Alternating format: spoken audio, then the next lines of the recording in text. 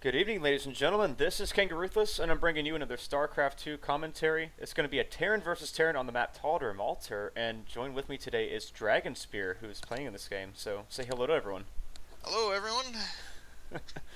And let's go ahead and get the production tab up and everything. It's going to be Dragonspear spawning as the red Terran in the bottom right of Tal'Darim. His opponent will be ExtremeplaY as the blue Terran. Yeah, this was a really interesting game for me. It's as we can see now, it's going to be Tal'Darim Altar, not cross positions. He actually has the shorter by ground distance. Meanwhile, I have a close by air position. I seem to remember I scout late. We see my first supply depot going down. I put it in a weird position. I just wanted to get it going. He put his in front of his gas, which is pretty normal because they're Terran and we're broken and we can hide our buildings. Yeah, pretty much. But you know what's kind of nice about putting that supply depot by those minerals? It means that Hellions, if they're going to be dropped in the back, it's a little bit harder for them to sneak up into the mineral line. That is the case. I also really like putting it in front of gas, just because, again, it helps wall off against the Hellions. Mm-hmm. In this game, I'm just going for the usual barracks. I believe I go barracks gas on 12-13. Okay. It's my fairly common TBT opener. We're going to see me go through it here. Awesome. You know, I've actually been playing random on European ladder, and I'm platinum in that division, but I think it's mostly because whenever I get Zerg, I just own. Whenever I get Protoss, I can derp around and it's okay. But whenever I get Terran, I have no clue what I'm doing whatsoever. So I'd be pretty interested to see how this this build that you make here, how it works out.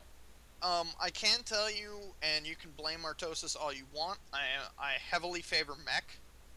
Oh yeah, well it's a stronger unit composition.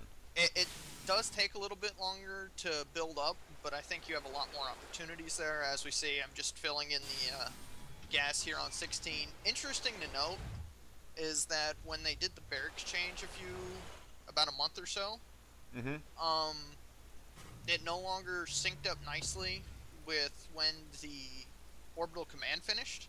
Yeah, I noticed that. And so I actually have one more SCV than he does right now, because I continue to build that and wait till the 16th to build the SCV.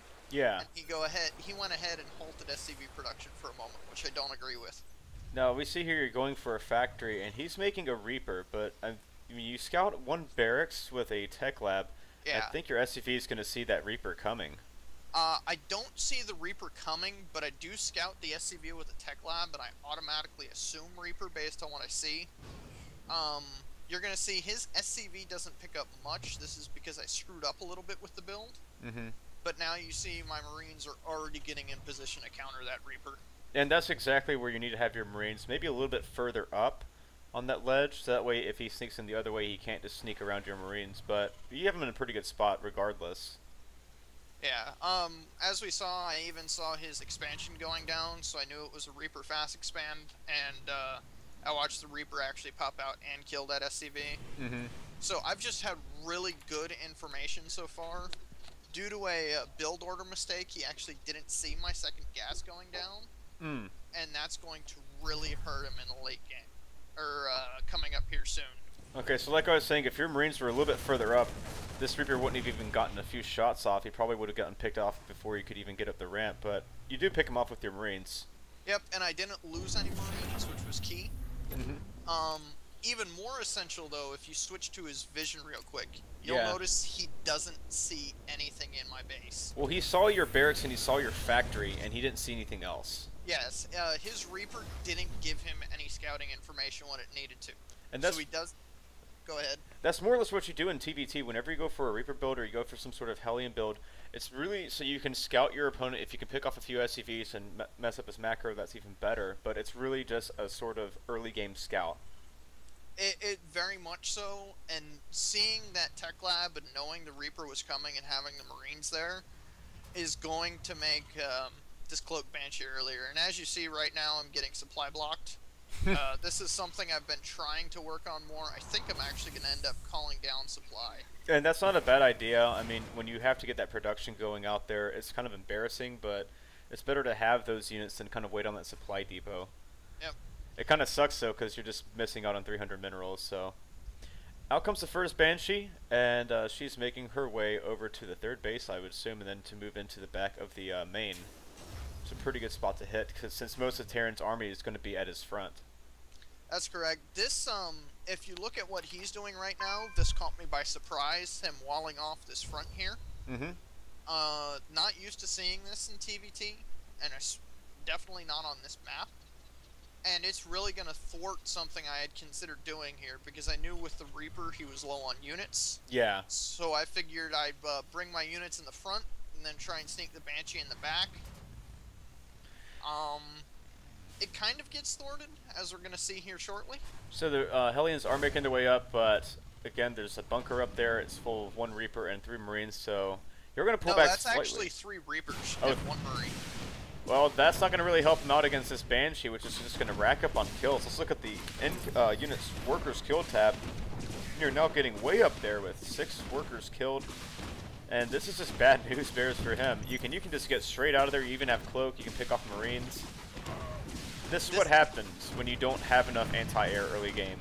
Yeah, normally Cloak Banshees is a really good response to any Reaper opener. Mm-hmm.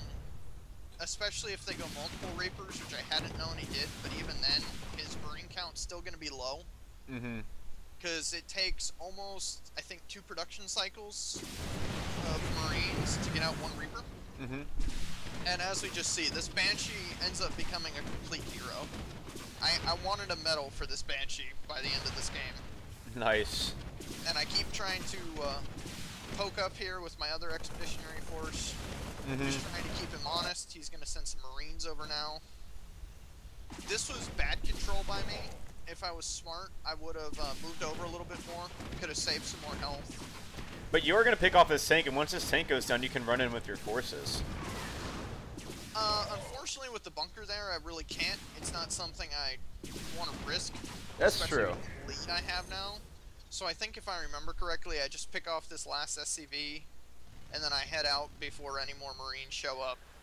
And that's actually a good point you make of getting out while you're ahead, because I know a lot of players out there that go for a harass build. You know, even if you run in your mutas to mineral line, you're like, oh, I can kill so many SCVs, and you kill off a few, and you just think, man, I don't care that they're Marines here, I can kill off just a couple more. Just turning around, going back home, because you've done the damage you needed to do. That's what a lot of players out there need to realize. You don't need to press the issue and think that you're Marine King Prime or something with your micro. You just need to keep your units alive, do the damage you did, and go home and save your units. I do want to point out something in this game. With all that Cloak Banshee harass I did, it was very micro-intensive. And, as a result, you have 1,100 minerals right now. Floating 1,100 minerals. If my harass hadn't been as effective as it would with his fast expand, I actually would still probably be behind due to all that. And that's actually going to be a problem that plagues me most of this game. I don't think I'm really ever going to get that mineral count check. Now, a good way. Play mech. Well, a good way to burn those minerals, yeah, and you're going to play mech, so you really need to get all that gas. You need to get all those units out that are Hellions and so on and so forth. So really, and you're throwing down 2 more gases here. That's smart. That's a good way to balance out your minerals and gas. And I mean, it's pretty high the way your minerals are. You could even throw down a command center in base, and then you could. I'm actually, if you look in. Right by... I see it right there. Yeah. I see it. Okay, so there's the command center. You're also getting a Raven. I love the fact that you're getting a Raven, because what sucks against Blue Flame Hellions but Marauders? And missile turrets as well if you want to go harass the mineral line with your Banshees. It's really good to have that PDD. Yeah, if you look by his third right now, I actually kept building Banshees during that harass. I had noticed how effective they were, and that I had put them behind. Mm-hmm. So I felt I could keep pushing it. So now I'm going in with just, I believe it's Blue Flame. No, I don't quite have Blue Flame yet. I just got it, I think, as I was coming in. And now, and now, like, these units are going to do so much damage. I think he's bringing in a Viking to try and counter your Banshees, but they are cloaked. You have Marines. And you're kind of losing control here, losing too much to these siege tanks, but you're able to do lots and lots of terrible damage. Taking off the light depots and tanks. What I did there is I knew I was going to lose all my ground forces. Mm-hmm. So I decided to use my Marines to try and pick off that final Viking. Oh, pause a second. Pause it. Pause it. Pausing. Yes. There we go. Okay, I am at 1353. Yes, 1353. Okay, 3, 2, 1, go. Going. Sorry, my sound on the sound effects is so high that you could only hear the Banshees destroying everything. So the Viking does pop out here. We'll chase away your Banshees. And I believe the Viking can catch up with the Banshee. It might be the same speed or slightly faster. They are equal speed, which means in general you can usually get away. Unfortunately, the hero Banshee dies there. That's too bad. But it was at, I think, 27 kills, I remember correctly, before it went down. She led a good life. She lived a good life, and she was about as cost efficient as you can get. So we see here you have about 3 factories up. I think you're throwing down another starport. Oh, yes, another starport, so you can continue that Viking production. And that's really what you need in TVT if you want to go into Sky Terran about late game. Having that Viking lead really helps out. Or if you want to go for more Banshees and Ravens, it really does help out. If you look here, one thing I was really proud of myself this game, I repair anytime units are at my base. If they were at, if they had any health gone, bring some SCVs over and repair them. Oh yeah. And even at pro level games, and it's because of other casters have had it beat in my head, you gotta get that stuff repaired. And I've seen pros lose because of it, so that was one thing that I liked here. I was definitely keeping that up. Bad scouting information here. I actually hadn't seen that he took his third. It ends up not playing a role in this game, but if I hadn't been as effective with my harass as I had been, that could have really hurt me late game. What I think could really help out is if you move a couple of these Hellions around, maybe 4 of them, and just scout around the map and just see where he has any of his units positioned or if he's taking another base. So maybe be more active with your Hellions in this game because those guys are super fast, you can get in and out really quick, and you can get valuable scouting information. Normally I would. This game, he actually dropped a scan right after that last bit of harass, and I was afraid he had units somewhere that he was going to come counterattack me with. Right. Because I knew I had put him really far behind, so I was afraid he was going to counterattack all in. So I just wanted to keep everything close, that way I could keep control of that lead. Okay, yeah. But I still probably could have sent around like 3 Hellions or so, just to keep him honest and everything. Mm-hmm. Alright, so you're taking your 4th now. That CC is just about finished. And I'm just really liking this build. You already have 3 orbitals up and running. You have lots of Hellion production. Your minerals are still a bit high. You could afford to throw down. There you go. 2 more factories. Perfect. And really, if you're going to grab your 4th, you might be able to throw down even 1 more since you're so high on minerals and gas, I would think. But I don't play Terran that well, so... As a general rule, I know on 2 base, what you want to have is 3 factories and 2 starports, actually. Mm-hmm. One thing that I'm starting to see a lot more at the pro level is that they tend to keep 1 starport with that tech lab on there, which they didn't for the longest time when going mech. Right. But it allows you to reproduce that Raven or make a couple of hero Banshees, just because if you have air control, suddenly siege tanks aren't as much of a worry. Right. And that Banshee is going to do work all game long, which is why I love the unit in TVT. I like the Raven in general. I mean, I think that mid to late game TVZ, we don't see enough Ravens to help clear creep, to help with Mutalisk harass, or even with controlling, keeping a PDD over your tank line so Mutas can't just sweep in there. You can focus your Marines on other things, like shutting down expansions. I definitely agree with you here. As we see, he's taking a hidden 4th in the upper left. I really disagree with this move here. He's behind, and while he does need the economy to keep up, first of all, that's just, if I end up finding it, that expansion's worthless. And second off, he only has 37 SCVs. He only has 37 SCVs. He's up to about 38 now. Oh. And the other issue he has is, he has no army. He has no army. I mean, that should have gone into a bigger army force. Most of his army is also going to be here in the Vikings. Alright, so not a good engagement right here, losing a lot of hit points on those Hellions.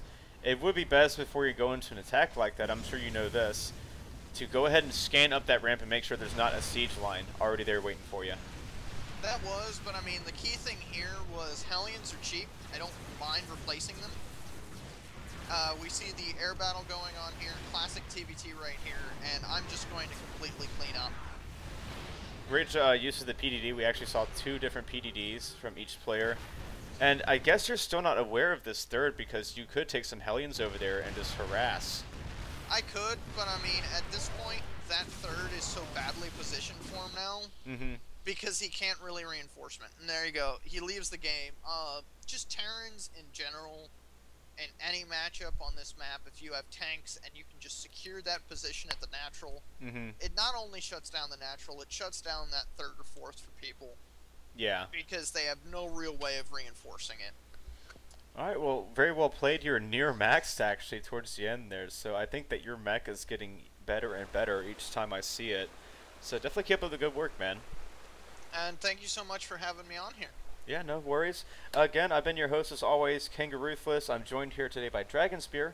Be sure and check out more replays, and be sure to rate, comment, subscribe, favorite, all that fun stuff. And I'll see you guys next time. Peace.